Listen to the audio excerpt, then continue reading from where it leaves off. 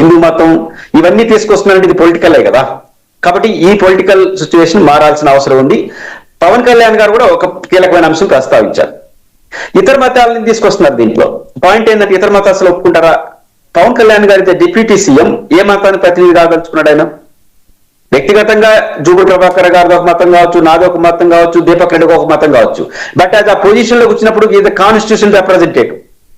మన హిందూ మతం కాకుండా పదం మాడచ్చా? అసెంబ్లీలో వేదికగా మాట్లాడచ్చా? కాన్స్టిట్యూషన్ హెడ్ గా ఇది కరెక్ట్ కాదు కదా. ఏరే మతాలు అంటే ఎవరు మీకు ఏరే మతస్థులు?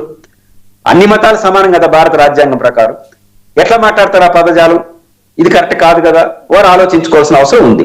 అసెంబ్లీలో కూడా మీరు ఇంకొక శాసనసభ్యులు మాట్లాడే విషయం మనం చర్చించకూడదు, కానీ నెగిటివ్ గా ఒక మాట అన్నారు. సిట్టు తేల్చిన విషయాన్ని ఏకసభ్య కమిషన్ తేల్చేస్తుంది, తేల్చాలని రిక్వెస్ట్ గా మాట్లాడారు. నేను ఛాలెంజ్ చేస్తాను వర్మ గారు, వైసీపీ వాళ్ళతో ఆ కమిటీ అది చేస్తాను నేను నమ్మను, కానీ బేసిక్ గా ఈ సిట్టు వేసింది ఇప్పుడు దీపక్ రెడ్డి గారు ఉపన్యాసం, పార్టీ ఉపన్యాసాలు ఏవి కూడా జీవోలో లేవు.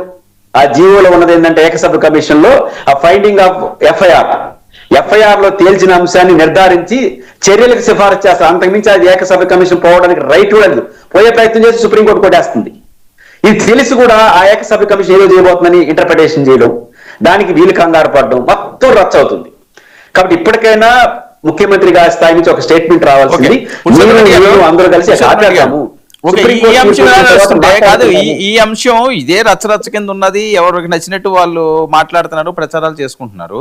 పేరు నాని గారు నేనేదో ప్రాయశ్చిత్తం చేసుకున్నాను అంటే ఆయన వేషధారణ కోసం మాట్లాడడం, మరి మొక్కుకున్న వాళ్ళు ప్రాయశ్చిత్తాలు చేసుకున్న వాళ్ళు మనోభావాలు దెబ్బతిన్నట్టు అవదా అని చెప్పేది మొదటి ట్రోల్ అవుతున్నది. పవన్ కళ్యాణ్ గారు పర్సనల్ గా ఆయన వేషధారణ మీద మాట్లాడడం, ఆయన మెట్లు కడిగారని చెప్పి పేరు నాని గారి వ్యంగ్యాన్ని సమర్థించను కానీ ఆయన డిమాండ్ ని సమర్థిస్తా.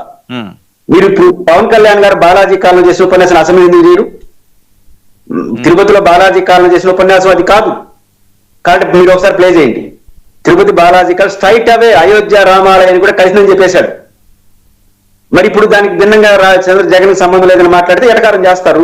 ఆ భాష నేను ఎటకారాన్ని నేను రాయలసీమ ఉన్న కాబట్టి మా స్ట్రైట్ గా ఉంటుంది. కృష్ణా జిల్లాలో కొంచెం ఎటకారం బాగానే ఉండొచ్చు. పాయింట్ ఏంటంటే డిమాండ్ కరెక్ట్ కదా.